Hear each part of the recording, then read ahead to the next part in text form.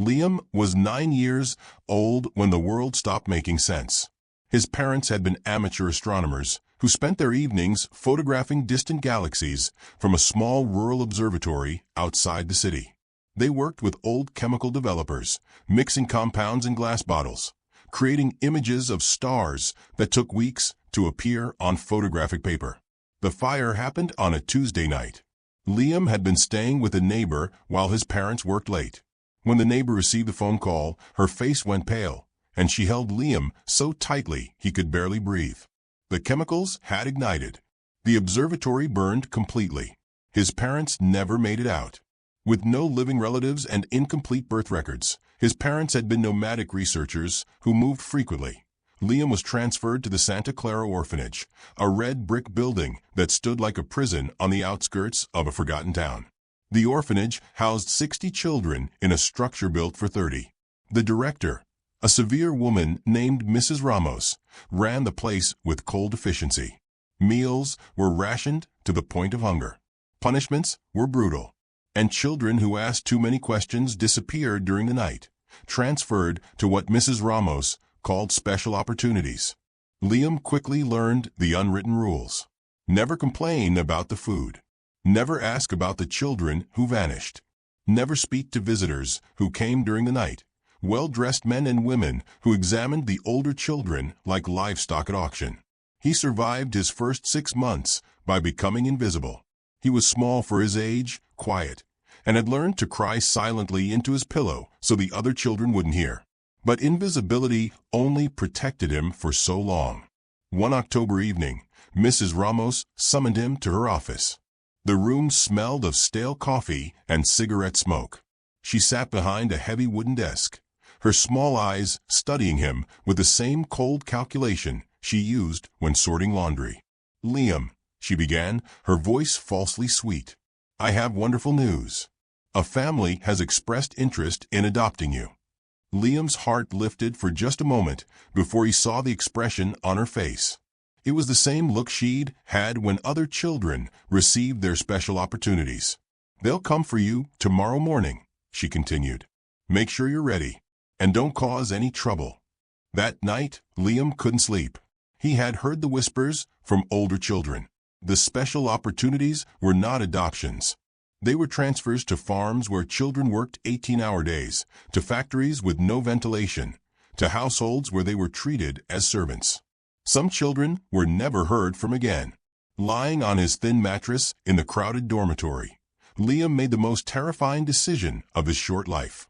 He would run. At 3 a.m, when even the night supervisor had fallen asleep at her desk, Liam gathered his few belongings. A photograph of his parents standing beside their telescope. A worn notebook where his father had sketched constellations. The shoes that had belonged to another boy who disappeared months earlier. He slipped through the bathroom window on the second floor, the same window that never locked properly, and climbed down the drain pipe with trembling hands. The night was cold and moonless. He ran. He followed the road out of town, staying in the shadows, his breath coming in frightened gasps. Every sound made him flinch. Every distant car engine sent him diving into roadside ditches. By dawn, he had walked more than 15 kilometers. His feet ached. His stomach twisted with hunger. And he had no idea where he was going. That's when he remembered something his father had told him once years ago, during one of their evening conversations under the stars. "If you're ever lost, Liam, look for the old planetarium. It's north of the city, past the abandoned railway. No one goes there anymore, but it's still standing. A beautiful place where people once came to see the universe." At the time, Liam had thought it was just another story his father told. Romantic tales about forgotten observatories and abandoned temples of science. But now, exhausted and desperate, he decided to search for it. He asked an old farmer for directions, claiming he was looking for his uncle. The man pointed north, toward a series of low hills covered in overgrown vegetation. "The old planetarium? Nobody's been there in 30 years, boy. Place is falling apart. Why would you want to go there?" Liam mumbled something about a school project and walked away quickly. The journey took the entire day. He followed dirt roads that turned into trails, then into barely visible paths through dense brush. His legs shook with exhaustion, his vision blurred from dehydration. Just as the sun began to set, painting the sky in shades of orange and purple, he saw it. Rising from the hilltop, like a strange monument to forgotten dreams, was the planetarium. The main structure was a large dome, once white, but now stained gray and green with decades of weather and neglect. Vines covered most of the walls. Several windows were broken. The front entrance was partially collapsed, but it was still standing. Liam approached cautiously. The front doors were chained shut, but one of the side windows had been completely shattered, leaving an opening large enough for a child to squeeze through. He climbed inside. The interior was dark and smelled of mold and old wood. His footsteps echoed through empty corridors. Dust hung in the air, visible in the fading sunlight that filtered through broken windows. He explored slowly, afraid of what he might find. The first rooms were completely destroyed. Collapsed ceilings, rotted furniture, water damage that had turned walls into crumbling plaster. But as he moved deeper into the building, following a central corridor that led toward the main dome, he noticed something strange. The destruction seemed to stop. The deeper rooms were intact, dry, almost preserved. When he reached the door to the main projection room, the heart of the planetarium, he found it closed but unlocked. His hand trembled as he pushed it open, and what he saw made him stop breathing. The room was perfect, completely, impossibly perfect. The domed ceiling rose above him, painted deep blue and covered with hundreds of small lights arranged in perfect constellations. The projection equipment stood in the center, a massive mechanical device with brass fittings and glass lenses, somehow untouched by time. Rows of seats surrounded the projector in concentric circles, their red velvet cushions faded but intact. But what made Liam's chest tighten with emotion was what he saw on a table near the projector. A handwritten note, placed carefully beneath a glass paperweight, a photograph, and a small box wrapped in cloth. Liam approached slowly, afraid that touching anything would make it all disappear like a dream. The photograph showed a boy, maybe 10 or 11 years old, standing beside an older man with kind eyes and a gentle smile. They stood in front of the very same projection equipment, and the boy was holding a book about astronomy. The boy looked like Liam. Not identical, but similar. Same dark hair, same thin frame, same expression of wonder and sadness mixed together. With trembling hands, Liam picked up the note. The handwriting was elegant but shaky, written in faded blue ink. To whoever finds this room, my name is Samuel. I was once lost, just like you. This planetarium saved my life. May it save yours too. Liam felt tears burning in his eyes. He opened the cloth-wrapped box. Inside were supplies. Canned food with dates from just 2 years ago. Bottled water, blankets, candles and matches. A first aid kit. And another envelope, this one sealed with wax. Liam broke the seal and unfolded the letter inside. The paper was newer than the first note, and the handwriting was different, older, more formal. Dear child, if you are reading this, you have found the sanctuary that Samuel created many decades ago. My name is Dr. Marcus Webb. I was the astronomer who once operated this planetarium, and Samuel was the orphaned boy I found hiding here in 1962. I gave him shelter, education, and eventually became his legal guardian.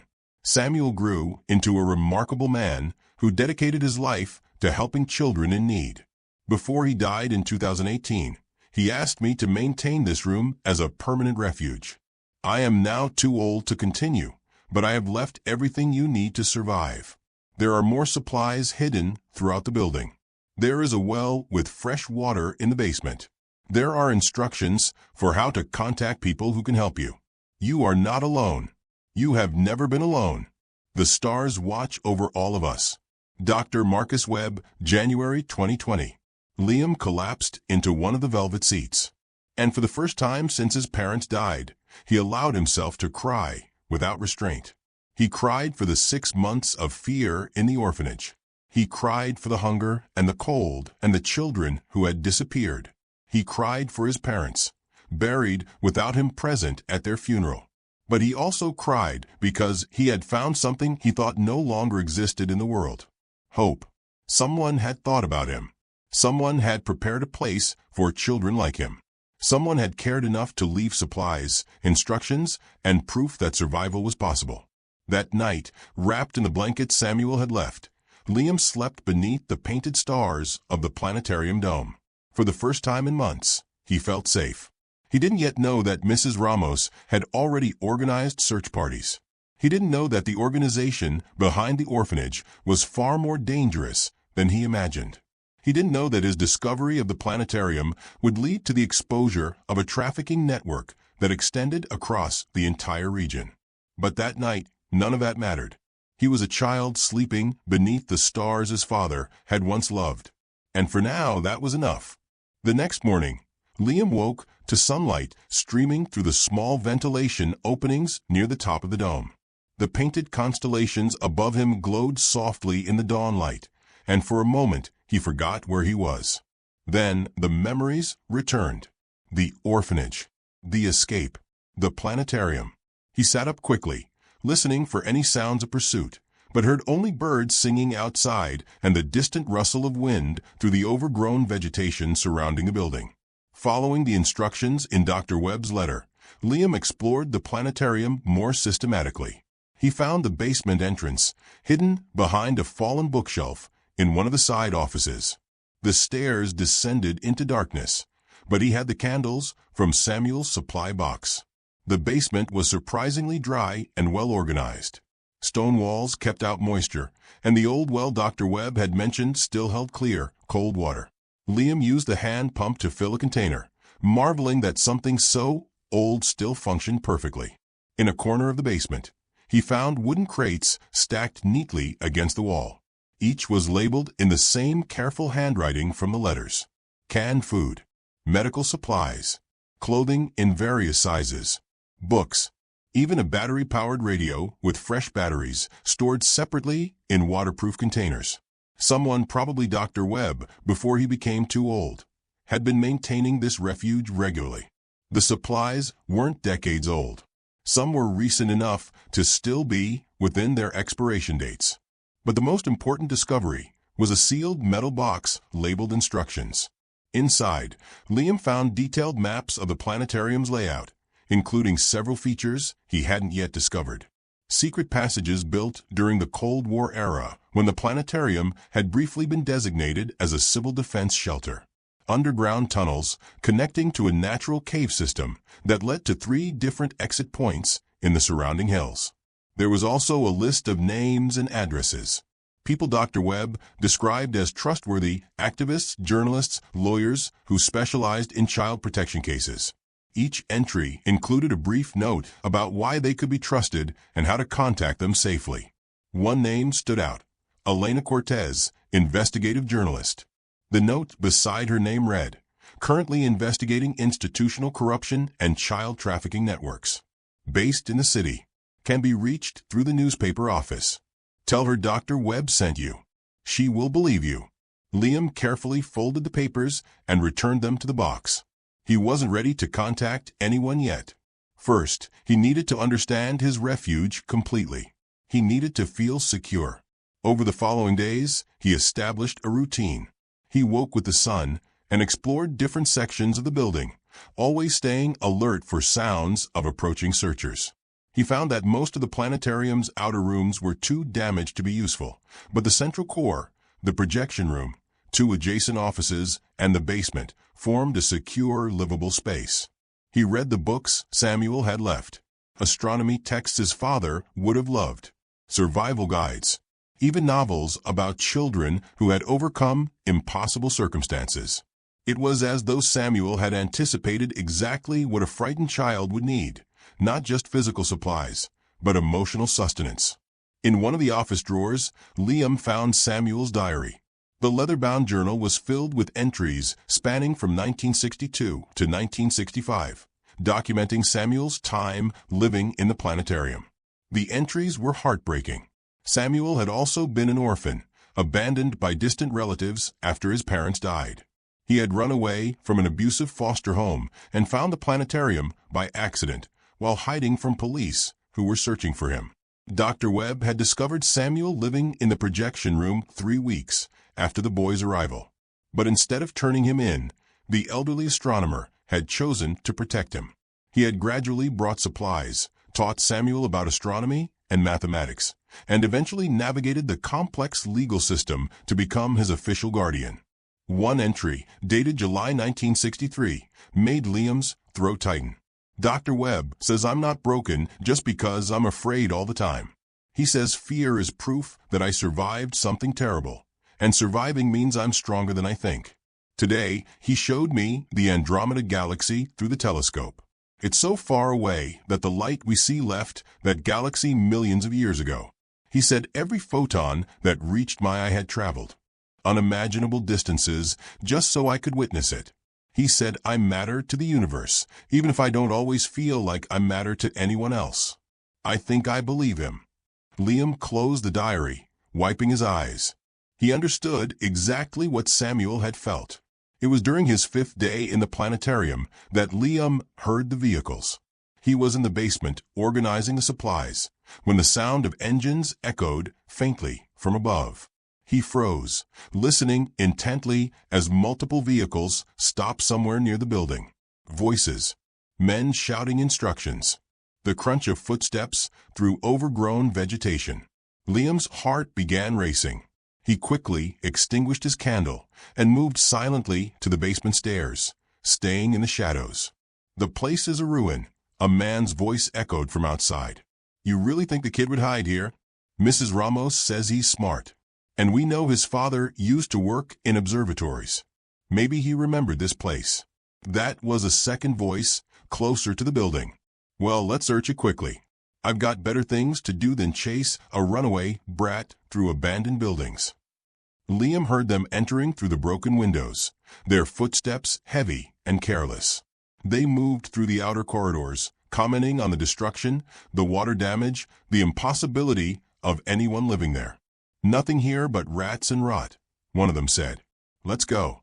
Check the main dome at least, the second insisted. Just to be thorough. Liam heard them approaching the projection room. His hands trembled as he moved quietly to the secret passage entrance Dr. Webb's map had shown, a panel in the basement wall that led directly into the cave system. He pushed it open, slipped inside, and closed it behind him just as he heard footsteps directly above him in the main room. Look at this, one of the men said, his voice muffled but audible. The dome's intact, like someone's been maintaining it. Probably just sealed off from the weather. Come on, there's no sign of the kid. Maybe we should tell Mrs. Ramos about this place. Might be useful. For what? It's falling apart. Their voices faded as they left the building. Liam remained motionless in the passage, listening as the engines started again and the vehicles drove away. Only when complete silence returned did he allow himself to breathe normally. But the encounter had changed everything. They hadn't found him, but they knew about the planetarium now. They might come back with more people, more equipment. He couldn't stay hidden forever. It was time to contact Elena Cortez. That night, using the battery-powered radio, Liam discovered that the search for him had become regional news. Mrs. Ramos had reported him as a disturbed child who had run away and might be dangerous to himself. She was offering a reward for information. But Liam also heard something else. A brief news segment about an investigative journalist who was currently researching conditions in rural orphanages. The journalist's name was Elena Cortez. The universe was giving him a sign. The next morning, Liam made the difficult decision to leave his refuge temporarily. He needed to reach the city and find Elena Cortez before Mrs. Ramos found him. Using the maps from the instruction box, he followed the underground tunnel system to an exit point 3 kilometers from the planetarium, emerging in a dense pine forest far from any roads. The journey to the city took the entire day. He avoided main roads, walking through fields and forests, drinking from streams, and eating the last of the canned food he brought with him. By evening, he reached the outskirts of the city. The newspaper office was located in the historic downtown area, a three-story building with large glass windows and a reception desk visible from the street. Liam watched from across the street, trying to build the courage to enter. He was dirty, exhausted, and knew he looked exactly like what he was, a runaway child. But he thought of Samuel, of Dr. Webb, of everyone who had protected the planetarium so that children like him would have a chance. He crossed the street and pushed open the glass door. The receptionist, a young woman with bright red hair, looked up from her computer and immediately noticed his condition. "Are you all right?" she asked, her voice full of concern. "I need to speak with Elena Cortez," Liam said, his voice barely above a whisper. "Dr. Webb sent me." The receptionist's expression changed immediately. She stood up, came around the desk, and crouched down to his eye level. "What's your name?" "Liam." "Are you the boy from Santa Clara Orphanage?" He nodded. "Wait here 1 moment," she said gently. "Don't leave." She disappeared through a door behind the reception desk. Liam heard urgent voices, footsteps, and then the door opened again.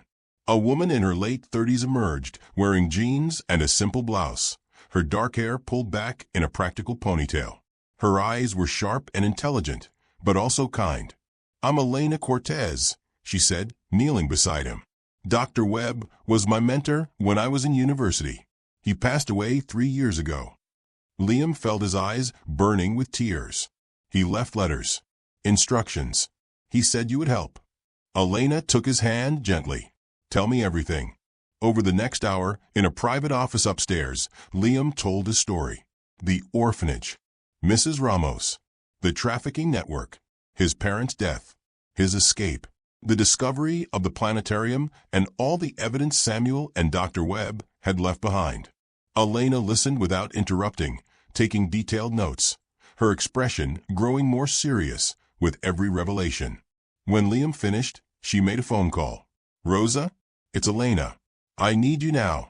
Bring the full case documentation for Santa Clara Orphanage.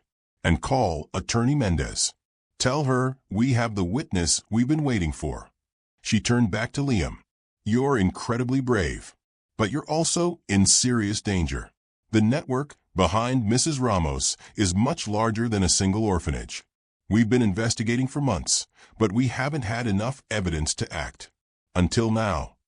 Over the next few hours, Liam met a team of people who would change his life.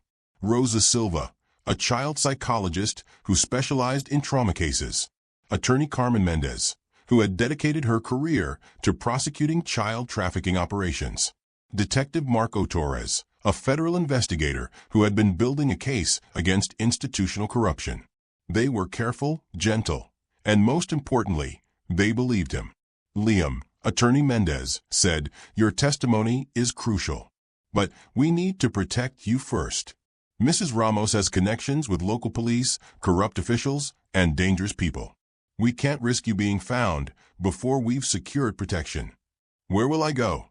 Liam asked, fear creeping back into his voice. Elena answered, "There's a temporary foster family we work with. They're experienced in protecting children who are key witnesses.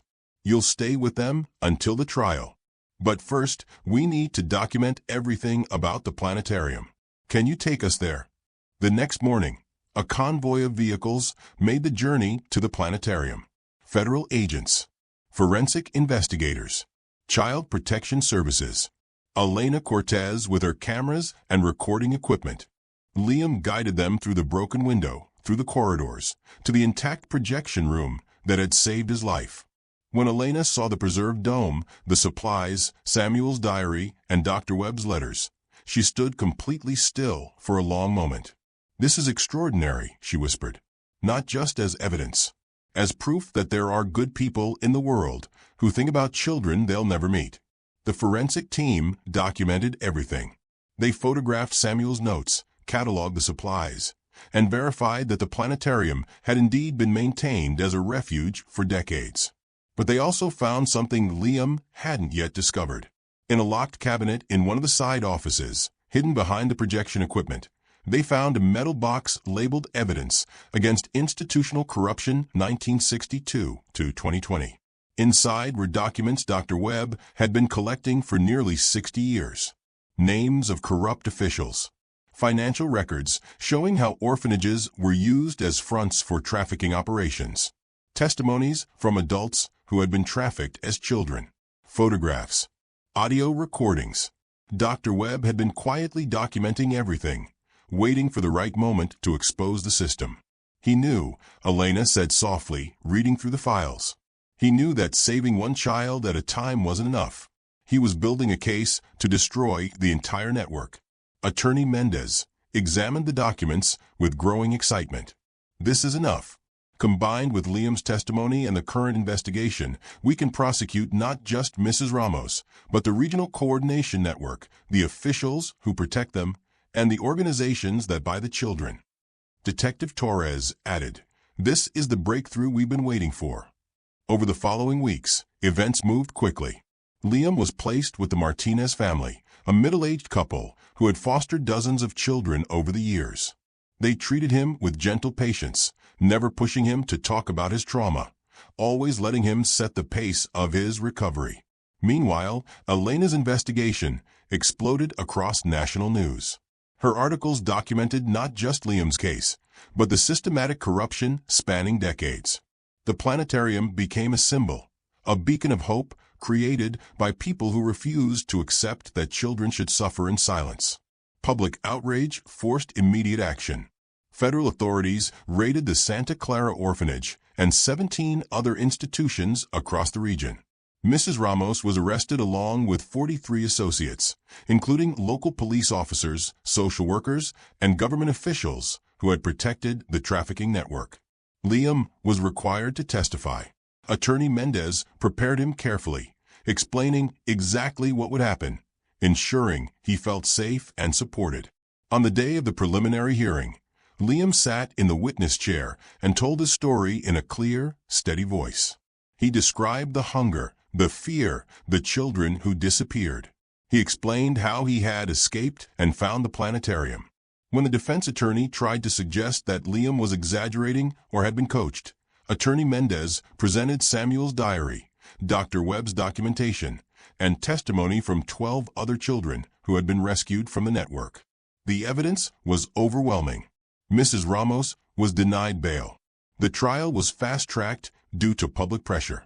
Within 6 months, she and her associates were convicted on multiple counts of human trafficking, child endangerment, and fraud. The sentences were severe. Mrs. Ramos received life imprisonment. Others received terms ranging from 15 to 40 years. But for Liam, the most important moment came during the trial's final day. Attorney Mendez presented a petition to the court. The Martinez family had formally requested to adopt Liam. They had provided character references, completed all legal requirements, and most importantly, Liam had told Rosa Silva, the psychologist, that he felt safe with them and wanted to stay. The judge, an older woman with kind eyes, looked directly at Liam. "Young man, you've shown extraordinary courage. You not only saved yourself, but helped save dozens of other children. The court approves this adoption. You now have a permanent family." Liam felt tears streaming down his face. But this time, they were tears of relief and joy. 6 months after the trial, Liam stood in the restored planetarium projection room. The Martinez family had used part of the compensation awarded to trafficking victims to purchase the property and completely renovate it. The dome had been cleaned and repaired. New projection equipment had been installed, though Samuel's original mechanism was preserved as a historical exhibit. The damaged sections of the building had been rebuilt into classrooms, therapy rooms, and living quarters. The Planetarium Children's Sanctuary was now a fully functioning refuge and education center. It provided emergency shelter for children fleeing abuse, long-term housing for those awaiting adoption, and educational programs that combined astronomy, science, and emotional healing. Elena Cortez had written a book about the case. All proceeds went to the sanctuary. Samuel's story and Dr. Webb's dedication had become known internationally, inspiring similar projects in other countries. On opening day, more than 200 people attended. Families who had adopted rescued children, former victims who were now adults, finally receiving the justice and recognition they deserved. Activists and journalists who had helped expose the trafficking network. Liam, now 10 years old and noticeably healthier and happier, stood beside the original projection equipment and read from a prepared statement. "When I was lost and scared, I found this place. It saved my life. But it wasn't just the building that saved me. It was knowing that someone had thought about children like me. Someone had cared enough to prepare a refuge. Samuel was that person. Dr. Webb was that person. And now we're all those people. This sanctuary will always be here for any child who needs it. No one will ever be alone again." The audience applauded, many wiping tears from their eyes. That night, after all the visitors had left, Liam sat alone in the projection room. The Martinez family waited respectfully outside, giving him time. He activated the projection equipment. The painted dome above came alive with moving constellations, just as it had when Dr. Webb first showed Samuel the stars decades ago. Liam thought about his parents, who had loved astronomy and had unknowingly guided him to this place through their stories. He thought about Samuel, who had survived and then dedicated his life to helping others survive. He thought about Dr. Webb, who had chosen compassion over indifference. And he understood something profound. Suffering could break people, but it could also forge connections between souls separated by time, creating legacies of protection and hope that lasted far longer than any single lifetime. The planetarium had been his refuge when he needed it most. Now it would be a refuge for others. The cycle would continue. Children would find safety. They would heal. They would grow. And someday they would extend that same protection to the next generation. Above him, the projected stars wheeled slowly across the dome, ancient light from distant suns reaching across impossible distances to remind him of a simple truth. He was not alone. He had never been alone. The universe itself was filled with connections, invisible threads linking every moment of compassion, every act of courage, every child who refused to give up. And in this forgotten planetarium, transformed from ruins into sanctuary, those connections would continue to save lives for years to come.